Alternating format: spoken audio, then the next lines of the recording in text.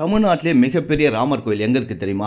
நம்ம திருவண்ணாமலை மாவட்டத்தில் தாங்க இருக்குது. அட என்ன சொல்கிறீங்க? ஆமாங்க, நம்ம திருவண்ணாமலை மாவட்டத்தில் சேத்துப்பட்டு பக்கத்தில் நெடுங்குணம் அப்படிங்கிற கிராமத்தில் தாங்க இருக்குது.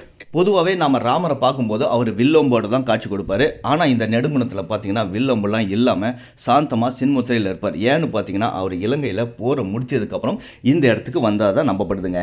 இந்த கோயில் பார்த்தீங்கன்னா பிரம்மாண்டமாக மட்டும் இல்லைங்க, ரொம்ப அற்புதமாக இருக்குது. நிறைய மண்டபங்கள், திருச்சுற்று மாளிகை, சக்கரத்தாழ்வார் சன்னதி, அதுக்கப்புறம் தாயாருக்கு பார்த்தீங்கன்னா தனியாக சன்னதி இருக்குது. இந்த மாதிரி திருச்சுற்று மாளிகைலேருந்து இந்த வியூவில் பார்த்தீங்கன்னா அந்த கோயில், விமானம், அந்த கோபுரம்லாம் பார்த்தீங்கன்னா வேறு லெவலில் இருக்குங்க, சூப்பராக இருக்குங்க. இந்த கோயிலோட வரலாறுன்னு எடுத்துக்கிட்டோம்னா பல்லவர் காலத்துலேருந்து இருக்குங்க. நிறைய திருப்பணிகள் பார்த்தீங்கன்னா விஜயநகர மன்னர்கள் தான் செஞ்சுருக்காங்க.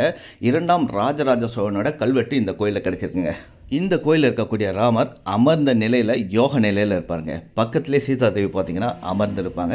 எதிர்க்க ஆஞ்சநேயர் பிரம்மசூத்திரம் படிச்சுட்டு இருப்பாங்க. இந்த மாதிரி காட்சி வேறு எங்கேயுமே பார்க்க முடியாது.